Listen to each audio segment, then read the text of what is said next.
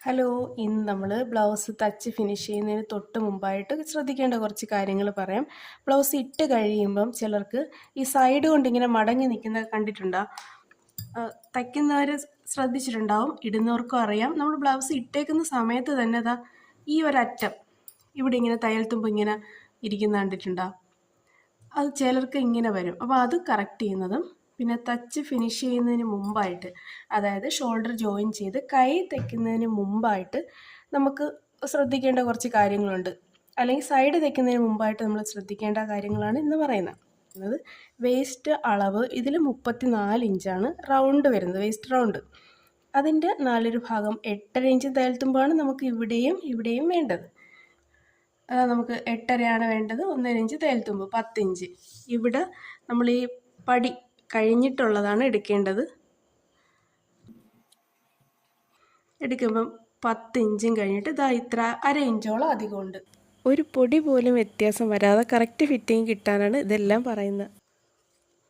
ഇവിടെയെല്ലാം നമ്മൾ കറക്റ്റാണ് കട്ട് ചെയ്ത് വെച്ചേക്കുന്നത്. അതുകൊണ്ട് ഇവിടെ മാത്രം ഒന്ന് ഷേപ്പ് ചെയ്ത് കൊടുത്താൽ മതി.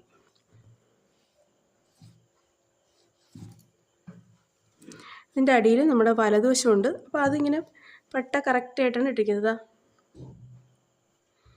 ഈ സൈഡിൽ വരുന്ന ഈ ഒരു ചരിവ് നമുക്ക് ഇവിടെയും ഉള്ളതാണ് നല്ലത്.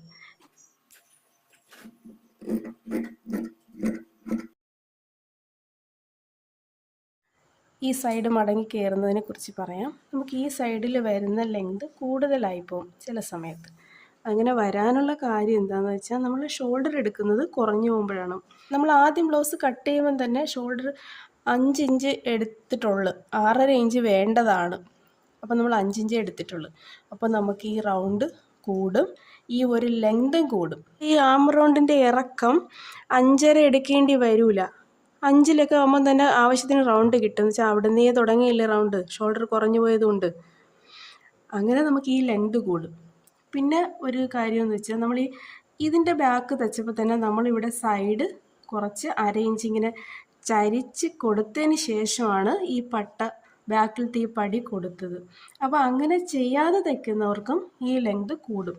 പിന്നെ ആവശ്യത്തിലധികം ബ്ലൗസിന് ഇറക്കം ഇട്ടാലും ഈ സൈഡ് കൂടും. പിന്നെ നമുക്ക് വണ്ണം ഒത്തിരി കൂടി വയറിൻ്റെ ഭാഗത്ത് ഈ സൈഡിലൊക്കെ ഒത്തിരി സ്റ്റെപ്പായിട്ട് ഇങ്ങനെ ഞൊറ് ഈ സൈഡിലും നമ്മുടെ ശരീരത്തിനുണ്ടെങ്കിലും ഈ ഒരു പ്രശ്നം വരും. അപ്പോൾ നമുക്ക് എന്തായാലും നമ്മൾ ബ്ലൗസ് കറക്റ്റ് ചെയ്ത് കൊടുക്കാനേ പറ്റുള്ളൂ. അപ്പോൾ നമുക്ക് ഈ കാര്യങ്ങൾ ശ്രദ്ധിക്കാം. എന്താണെന്ന് വെച്ചാൽ, ബാക്ക് പടി കൊടുക്കുന്നതിന് മുമ്പായിട്ട് ഇങ്ങനെ ഒന്ന് ചരിച്ച് 1/2 ഇഞ്ച് അല്ലെങ്കിൽ 1/4 ഇഞ്ച്. കുഞ്ഞ് ബ്ലൗസൊക്കെ ആണെങ്കിൽ നമ്മളിവിടെ 1/4 ഇഞ്ച് ചരിച്ചു കൊടുത്താൽ മതി, അല്ലെങ്കിൽ 1/2 ഇഞ്ച് നമുക്കിവിടെ ചരിക്കാം. എന്നിട്ടാണ് ഈ പടി കൊടുക്കേണ്ടത്. അപ്പോൾ തന്നെ നമുക്ക് ഈ സൈഡ് ലെങ്ത് കുറയും. ഈ സൈഡ് ലെങ്ത് കുറയുമ്പം തന്നെ നമുക്ക് ഈ ഫ്രണ്ടിലും കുറയും. ഈ ബാക്കിൻ്റെ ലെങ്തിനനുസരിച്ചാണല്ലോ നമ്മൾ ഫ്രണ്ട് തച്ച് കറക്റ്റ് ചെയ്യുന്നത്. നമ്മൾ പടി വെച്ച് ജോയിൻ ചെയ്യുന്നതിന് മുമ്പായിട്ട് ബാക്കിലെ ലെങ്ത് നോക്കി അതിനനുസരിച്ചാണ് ബാൻഡിൻ്റെ ഈ ഭാഗം കറക്റ്റ് ചെയ്യുന്നത്. അപ്പോൾ ബാക്ക് കറക്റ്റ്, ഈ ലെങ്ത് കറക്റ്റ് ചെയ്യുമ്പം തന്നെ ഫ്രണ്ടും കറക്റ്റ് ആവുകയാണ്. ഈ ഒരു ലെങ്തിൻ്റെ കാര്യത്തിൽ ഇങ്ങനെയൊക്കെയാണ് കറക്റ്റായിട്ട് ബ്ലൗസ് നമ്മൾ തയ്ക്കേണ്ടത്. എന്നിട്ടും ഇങ്ങനെ സൈഡ് മടങ്ങി കയറുന്നവർക്ക് നമുക്കൊരു കാര്യം കൂടി ചെയ്യാൻ പറ്റും. നമ്മുടെ ഈ ആം റൗണ്ടിൻ്റെ ഭാഗത്ത് കുറച്ചും കൂടെ ഒന്ന് ഷേപ്പ് ചെയ്ത് കൊടുക്കാൻ പറ്റും. ഇവിടെ നിന്ന് ഒരു 1/2 ഇഞ്ചും കൂടെ ഇങ്ങനെ ചരിച്ച് ഇങ്ങനെ കൊണ്ടുപോയിട്ട് ഇങ്ങനെ ചെറുതായിട്ട് ഇങ്ങനെ ഒന്ന് 1/2 ഇഞ്ച് ഇങ്ങനെ ഒന്ന് ചരിച്ച് നമുക്ക് ഇവിടെ നിന്ന് വെട്ടി മാറ്റേണ്ടി വരും. ഇങ്ങനെ രണ്ടായിട്ട് ഇട്ടല്ല, ഇതെല്ലാം ഒന്നിച്ചിട്ട് തന്നെ നമുക്കിവിടെ ഷേപ്പ് ചെയ്യാൻ പറ്റും. ഞാനിപ്പോൾ ഈ സൈഡ് കാണിക്കാൻ വേണ്ടിയിട്ട് ഇങ്ങനെ ഇട്ടതാണ്. ആവശ്യത്തിന് കഴുത്തകലോ ആവശ്യത്തിന് ഷോൾഡർ എടുത്താൽ തന്നെ ഈ ലെങ്ത് ഓവറായിട്ട് കൂടത്തില്ല.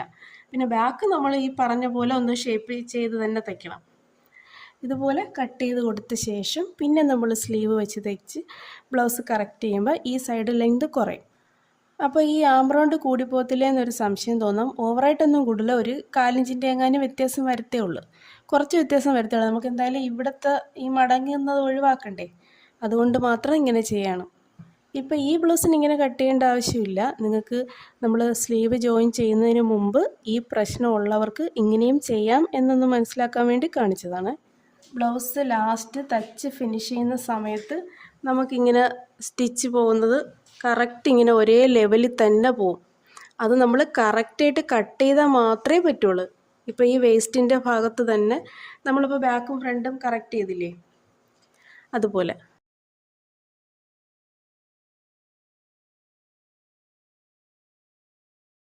തന്നെ ഈ 3 ലൈൻ ഇങ്ങനെ തന്നെയാണ് നമ്മൾ ഇട്ട് കൊടുക്കേണ്ടത്. അപ്പോൾ അവർക്ക് വണ്ണം അഴിച്ചിടേണ്ടി വന്ന ഓരോ സ്റ്റിച്ച് അഴിച്ചിടാൻ പറ്റും. ഇതിങ്ങനെ വളഞ്ഞും പൊളഞ്ഞും അടിക്കേണ്ടി വരത്തില്ല. നമ്മൾ കറക്റ്റാണ് തയ്യൽ തുമ്പ് കൊടുത്തിരിക്കുന്നത്. ഇപ്പോൾ ഈ സൈഡ് നമുക്ക് ഇവിടെ വണ്ണം കൂടുതലല്ലേ വേണ്ടത്, ഇവിടെ ഇങ്ങനെ വളച്ചല്ലേ തയ്ക്കേണ്ടത്. ഇങ്ങനെ സംശയം തോന്നുന്നവരുണ്ട്. ഇങ്ങനെ വളച്ചൊന്നും കൊടുക്കണ്ട, നമുക്ക് ഇവിടെ ലൂസ് കിട്ടാനുള്ളതെല്ലാം നമ്മളിവിടെ കൊടുത്തിട്ടുണ്ട്. പിന്നെ ഈ സ്റ്റിച്ച് സ്ട്രൈറ്റ് ആയിട്ട് തന്നെ പോയാൽ മതി.